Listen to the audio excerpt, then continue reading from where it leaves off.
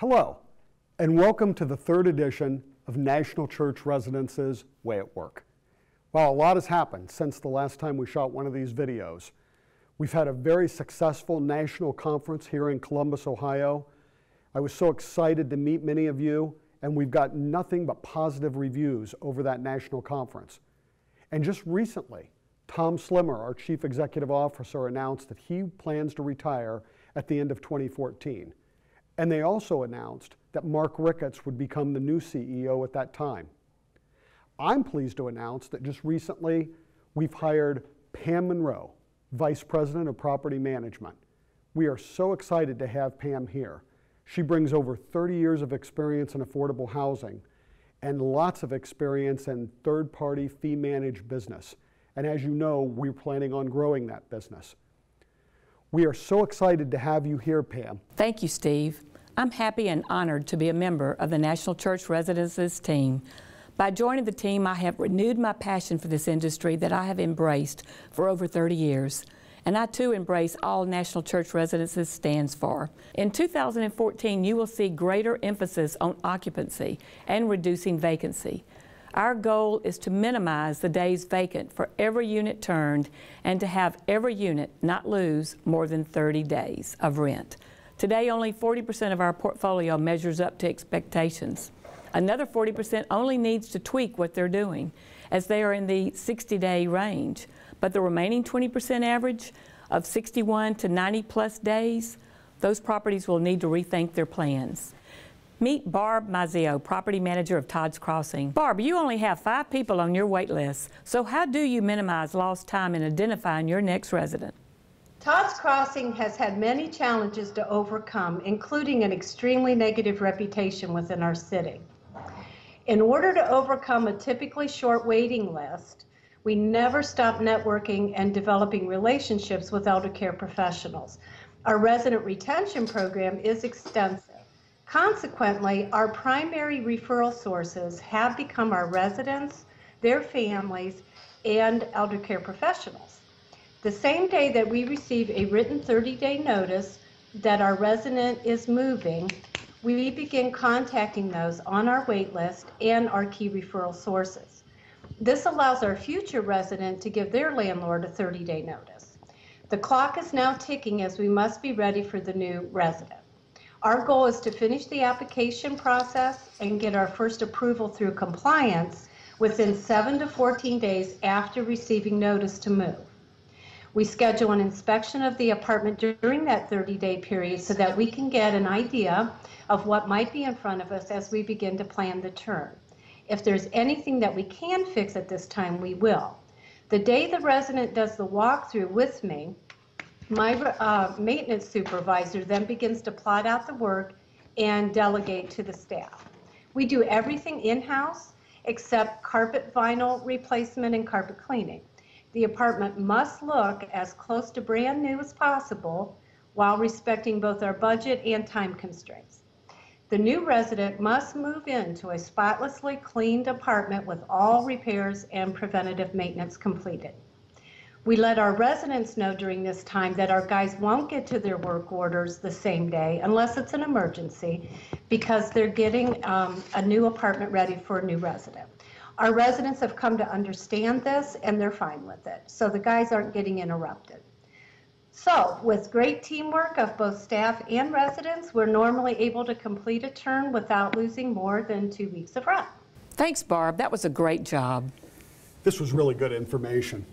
Pam, I'm so excited to have you here at National Church Residences. We look forward to so many years of great leadership from you in property management. Thanks, Steve. I'm very happy to be here.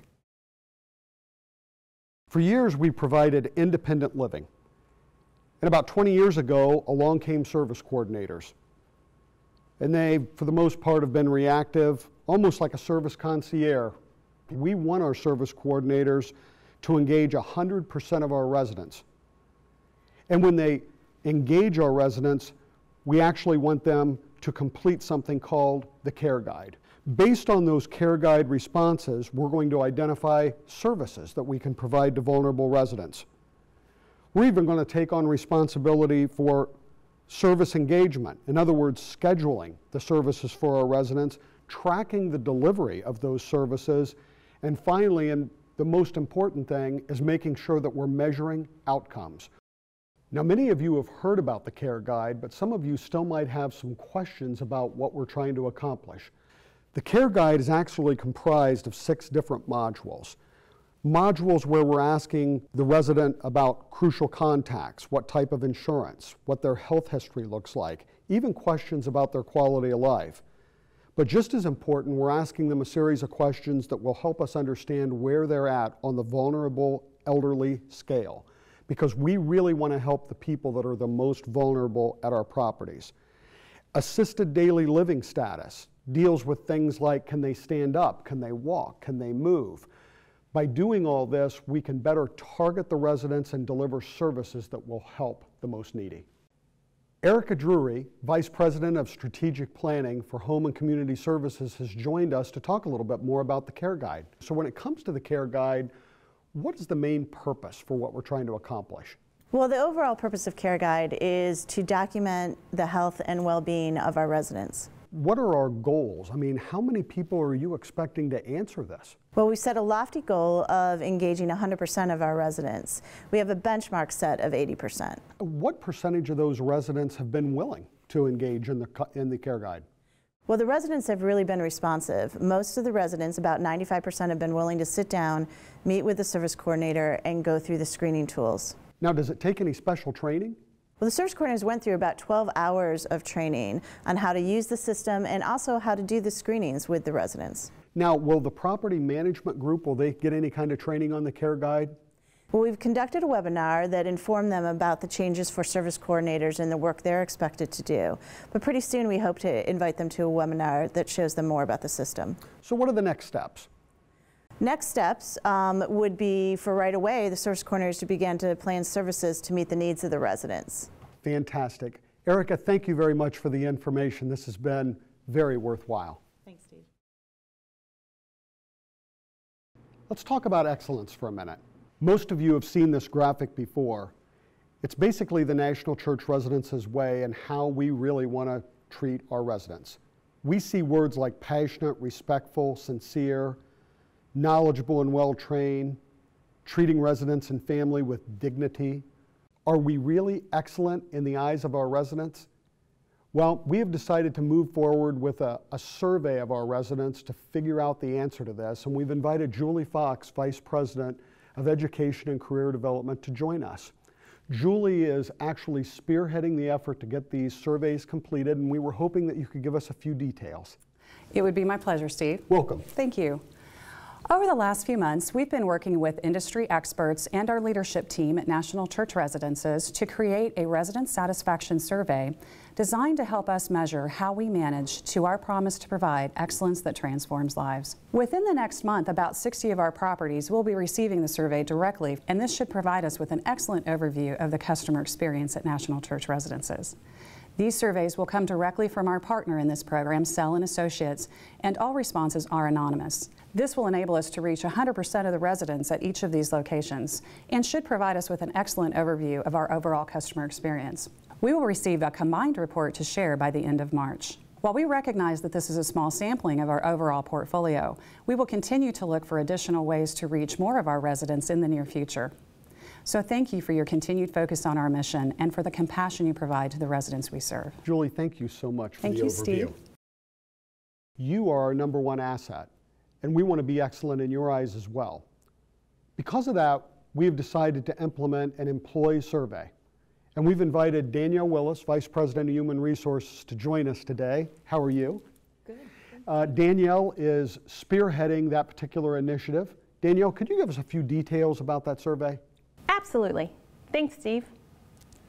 Towards the end of February, all employees will be surveyed by Sell & Associates about their experience at National Church Residences. We want to hear about your relationship with your supervisors and coworkers, your work environment, our commitment to the mission, your sense of confidence in our senior leadership, and overall consistency between our actions and the values of National Church Residences. This is an online survey.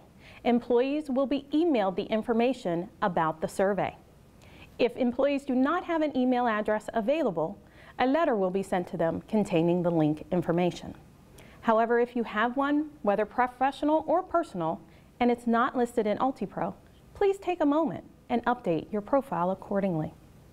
The survey is confidential and will be open 3 to 6 weeks, dependent upon response rate.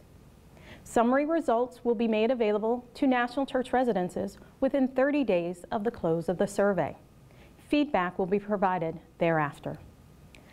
The values of National Church Residences is not housed within the brick and mortar of our communities, but within each of us. We appreciate all that you do to deliver excellence to those most vulnerable in our communities. And we want to ensure that our values are felt by you as well as employees of National Church Residences. Thank you for your feedback. As we integrate housing and healthcare and take on a greater responsibility for our residents' health and well-being, it only makes sense that we would minimize the impacts of secondhand smoke at our properties. We've invited Matt McGuire, Director of Affordable Housing Programs and Policy, to join us. Are we requiring residents to stop smoking? No, they're not required to stop smoking. What they are required to do in a smoke-free building is to refrain from smoking in the building and in common areas, and in fact, in many of the cases on the entire campus. And this would include their units as well? It absolutely would include their units. Do all the properties have to comply with this? All properties do not have to comply with this. This is a voluntary program at this point in terms of when the decision is made to go non-smoking. So that is really more of a bottoms-up kind of approach. We want to put that decision in the hands of the managers and the regional portfolio leaders and the vice presidents to make that decision. Once a property announces this to their residents, what does that mean? I mean, do they just need to stop right away, or how does that work? We give them a year. We call that grandfathering, and we're going to offer cessation programs, and we're going to encourage them to quit smoking. But the fact is, if they choose to continue to smoke, that's their decision, but they will not be permitted to smoke again in their units and in the common spaces and on the campus. There are certainly a number of steps that a property needs to go through in order to get this approved, and I think they needed to get it approved by ultimately their regional and their vice president, correct? That's absolutely correct. And the steps they go through are outlined, what, in the policy and procedure? It is. We have something that we're all very proud of. We've created a extensive, comprehensive smoke-free policy. We think we have all the information out there that'll make this program successful. We're looking forward to this rolling out in a very aggressive way, and we hope more and more of our properties adopt the non-smoking policy. Thanks, Matt. Well, this wraps up the edition of National Church Residences Way at Work. I'm so happy to be working for this company, and I hope that you are too. God bless you and have a great day.